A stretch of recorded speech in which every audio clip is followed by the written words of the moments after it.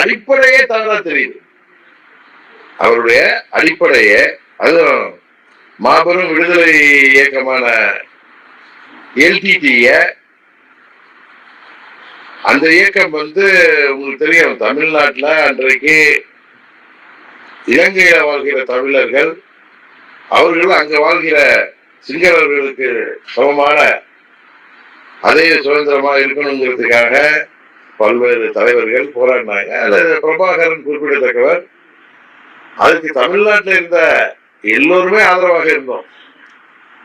91ல முன்னாள் பிரதமர் ராஜீவ்காந்தி அவர்களின் மரணத்திற்கு பிறகு அதுல சில மாற்றங்கள் வந்தது. இருந்தாலும் அந்த மாவீரர்களை எல்டிடிங்கிறவங்க அவங்க ஒரு சுதந்திர போராட்ட வீரர்களாக தான் தமிழ்நாட்டு மக்கள் பார்ப்போம்.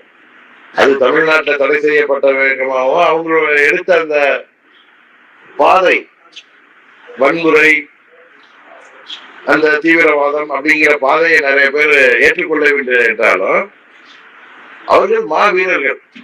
அந்த மாவீரர்களை தனது சுயநலத்துக்காக சுய லாபத்துக்காக பயன்படுத்தி வந்தது. ஏன்னா இப்ப நிறைய தொலைக்காட்சிகள்ல எல்டிடி சம்பந்தப்பட்டவர்கள் அதுல இருந்த அந்த போட்டோகிராஃபர் அந்த ஒருவர் இன்னும் அங்க போய் படப்பிடிப்பு நடத்தியவர்கள் எல்லாம் சொல்றப்ப அவங்க ஃபுல் ப்ரூஃபா கொடுக்குறாங்க. ஏதோ வாய்க்கு வந்த மாதிரி அவங்க சொல்லல. திரு சீமான் அவர்கள் அங்க ஒரு பேச்சாளராக அங்கு அழைக்கப்பட்டு அங்க நடந்தவற்றை பார்த்துவிட்டு தமிழ்நாட்டு மக்களுக்கு தெரியப்படுத்தணுங்கிற நோக்கத்துலதான் அவர் வரவழைக்கப்பட்டிருக்காரு. ஆனா அவர் அதை தனது சுயலாபத்திற்காக ஏதோ பிரபாகரனே அவருக்கு பயிற்சி கொடுத்ததா எனக்கு ஒண்ணு புரியல. அவர் இத்தனை நாள் அவர் பேசியிருந்தது தெரிஞ்சா நான் முன்னே அதுக்கு கேள்வி கேட்டிருப்பேன். நான் அதை பத்தி கவனிக்கல.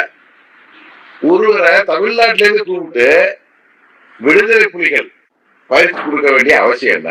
அது தலைவரே நின்றுட்டு பயிற்சி கொடுத்து நாங்க தமிழ்நாட்டில் போய் எல்லாரையும் சுடுன்னு சொல்றதுக்கா? எதுக்கு அது? இல்ல தமிழ்நாட்டில் துப்பாக்கி ஏந்தி தனி தமிழ்நாடு கேட்கணும்னா பேருங்க அண்ணாவே தனி தமிழ்நாடுங்கிற அந்த கொள்கையை விட்டுட்டார்.